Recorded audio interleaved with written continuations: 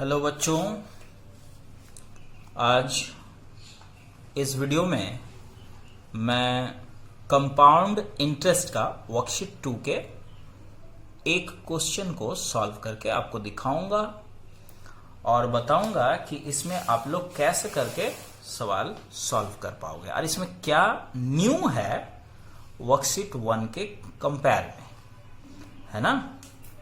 आप पहले क्वेश्चन देख लो। क्वेश्चन है आपके सामने में, देखिए क्या है। Compute the compound interest. Compute the compound interest means compound interest निकालना है, जस्ट लाइक वर्कशीट 1 के जैसा ही। देखिए इसमें भी जो प्रिंसिपल है ऑन ₹5,000, तो ये प्रिंसिपल हुआ फॉर 1.5 ईयर्स। 1.5 ईयर के बाद eight 16% per annum compounded half yearly. देखिए बच्चों, इसमें जो न्यू टर्म जो हमको मिला पूरे क्वेश्चन में वो ये वर्ड है कंपाउंडेड हाफ ईयरली। देखिए यहां भी देखिए कंपाउंडेड क्वार्टरली, तो यहां पर भी देखिए रिकनॉर्ड क्वार्टरली, कंपाउंडेड हाफ ईयरली। मतलब हर क्वेश्चन में देखिए compounded half yearly, compounded half yearly, ये जो चीज है ये नया मिला। जबकि इसके पहले जो वर्कशीट 1 था उसमें हम लोग सब जगह देख रहे थे कंपाउंडेड एनुअली, लेकिन ये कंपाउंडेड हाफ ईयरली और कंपाउंडेड क्वार्टरली होने पर क्या चेंजेस हो जाता है। देखिए सबसे पहले आप लोग ये समझो कि चेंजिंग क्या होता है। तो यहां पर जो प्रिंसिपल है मींस P, वो क्या दिया हुआ है ₹5,000, है ना। और ये जो टाइम है मींस N 1/2 ईयर्स। और तो और जो रेट यहां पर दिया हुआ वो क्या दिया हुआ 16%। 16% क्या per annum compounded half yearly.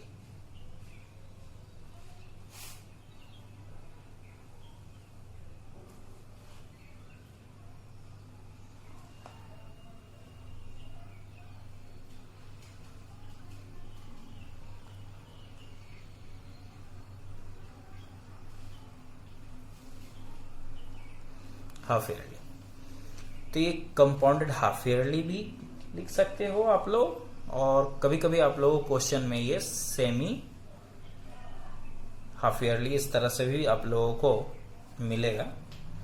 तो आपको ये वर्ड देखकर क्या समझना है, पहले ये समझो। देखिए बच्चों, आप जब बैंक में 5,000 रखोगे और यदि बैंक आपको इंटरेस्ट आपके अकाउंट में हाफ ईयरली मीन्स 6 मंथ के बाद आपको इंटरेस्ट देगी, तो आपके अकाउंट में 6 मंथ के बाद इंटरेस्ट आ जाएगा। लेकिन यदि ये पर एनम ऐसा लिखा रहता कि कंपाउंडेड एनुअली, तो इसका मतलब होता है 1 ईयर के बाद आपके पैसे का जो इंटरेस्ट है आपके अकाउंट में आएगी। लेकिन यहां पर हाफ ईयरली मतलब क्या, हर एक 6 मंथ के बाद आपके अकाउंट में इंटरेस्ट आएगा। तो जब ये 5,000 है तो 5,000 का इंटरेस्ट 6 मंथ में ठीक आपके बैंक अकाउंट में आएगा। तो बताइए 1.5 year that means 18 month. 18 month में कितना बार आपके अकाउंट में इंटरेस्ट आएगा वो बताइए। तो सिंपल सी बात है, सॉरी यहां पर हाफ ईयरली है, 6 मंथ की बात कर रहे हैं, तो 1.5 ईयर में आपके अकाउंट में 3 टाइम्स इंटरेस्ट मिलेगी, है ना।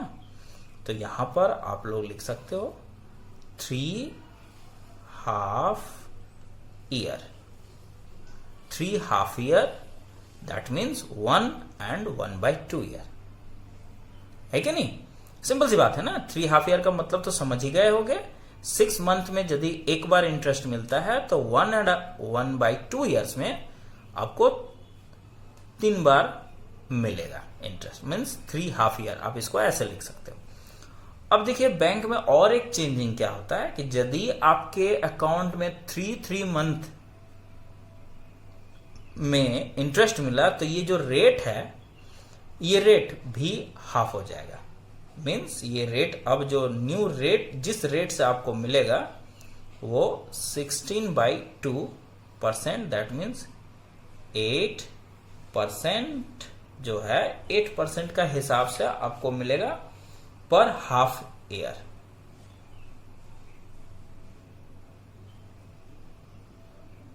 तो आपको एक शॉर्टकट तरीका बताते हैं। जब भी कंपाउंडेड हाफ ईयरली रहेगा तो आप रेट में 2 से डिवाइड कर देना, ठीक है ना। तो वो रेट के हिसाब से बैंक आपको इंटरेस्ट देगी।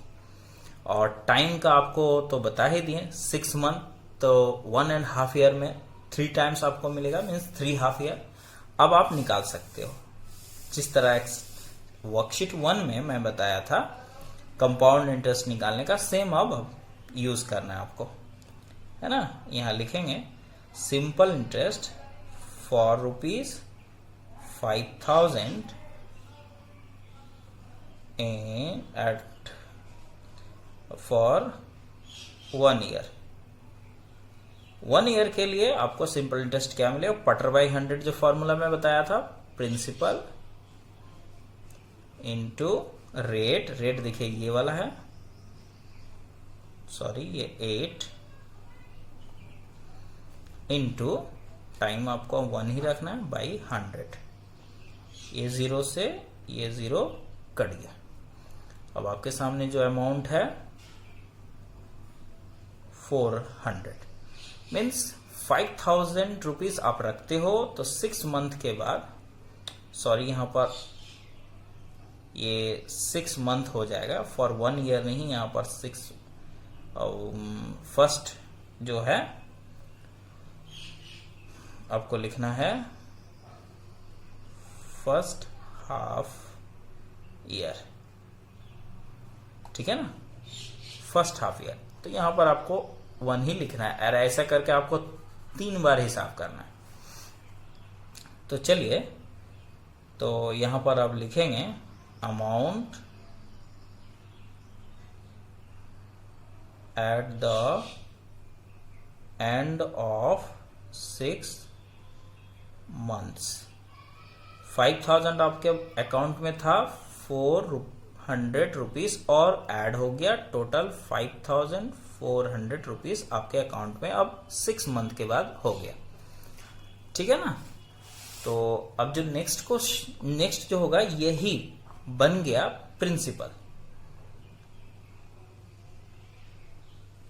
प्रिंसिपल फॉर नेक्स्ट 6 मंथ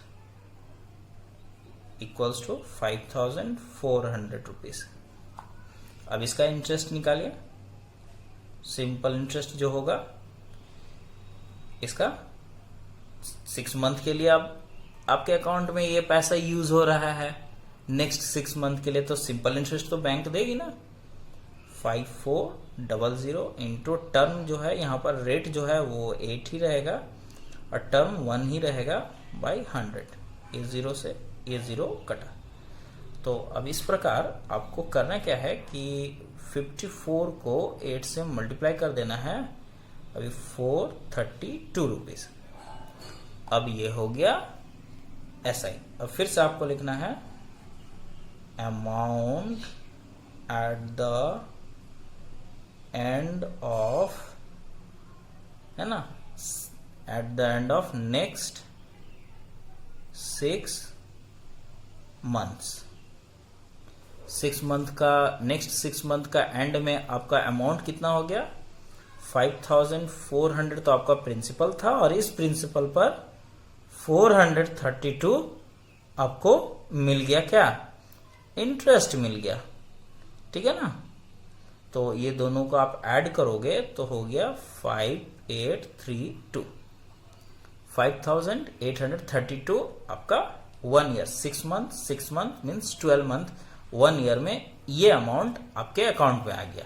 अब ये अमाउंट फिर जो है नेक्स्ट 6 मंथ के लिए बैंक यूज करेगा। अभी आपको देखिए 3 हाफ ईयर क्या करना है ना, तो ये फर्स्ट हाफ ईयर था, ये सेकंड हाफ ईयर था, अब third half year. Principal for next half year, ठीक है ना। तो नेक्स्ट हाफ ईयर या नेक्स्ट 6 मंथ आप लिख सकते हो। तो ये प्रिंसिपल, यही प्रिंसिपल यूज करेगा बैंक अपने लिए। और अब इसका जो इंटरेस्ट होगा वो बैंक हमें कितना देगा, प्रिंसिपल का फॉर्मूला, एसआई का formula PTR by 100, P into T into R by 100। अब आपको करना क्या है, देखिए यहां पर तो ये आप इसको रिड्यूस करोगे, और रिड्यूस करने के लिए उतना गंदा करना नहीं है, सिंपली आप इसको 5832 को आप 8 से मल्टीप्लाई करो तो हो गया 46656 बाई 100, दैट मीन्स 466.56, ये 466.56 माने इस मनी के लिए 6 मंथ में ये इंटरेस्ट मिल गया। मीन्स क्या लिख सकते हैं, amount at the end of 1 and 1/2 half year. 1 and 1/2 year means total जितना का जरूरत था, यही टाइम, इतना ही टाइम के बाद जो इंटरेस्ट हुआ। आप देखिए ये प्रिंसिपल प्लस ये रहा इंटरेस्ट 466.56, है ना। अब आपको ऐड करना है ये दोनों को, है ना। 5832 में आप ऐड करोगे 466.56 को, तो टोटल जो आएगा वो 6298.56, ये रहा अमाउंट। इस क्वेश्चन में जो पूछा जा रहा है वो पूछा जा रहा है फाइंड द कंपाउंड इंटरेस्ट। अब आपको सिंपली क्या करना है, कंपाउंड इंटरेस्ट निकालने के लिए ये जो अमाउंट आया है इसमें से प्रिंसिपल जो था 5000 वो माइनस कर देना है।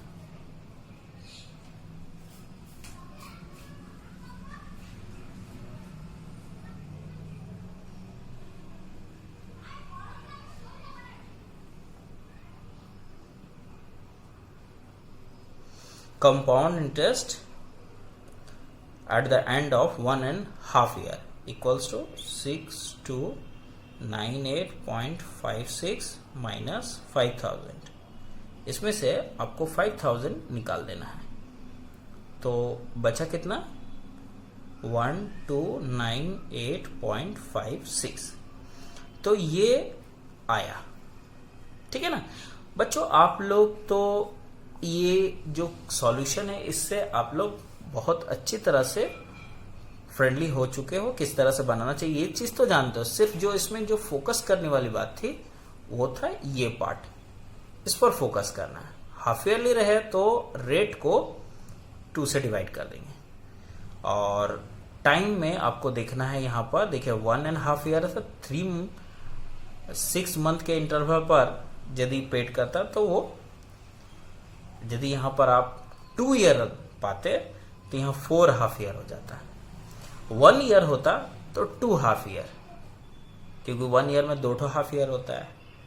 1 and half ईयर में जब 3 हाफ ईयर हुआ तो 2 ईयर में 4 हाफ ईयर हो गया।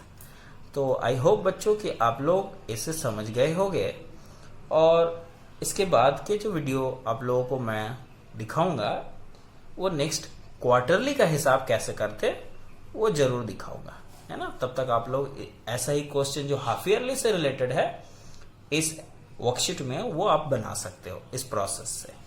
और यदि कोई प्रॉब्लम होगा तो आप कमेंट में प्रॉब्लम जो क्वेश्चन नंबर है वो आप एंटर कर देना, मैं उस पर वीडियो बना दूंगा, है ना।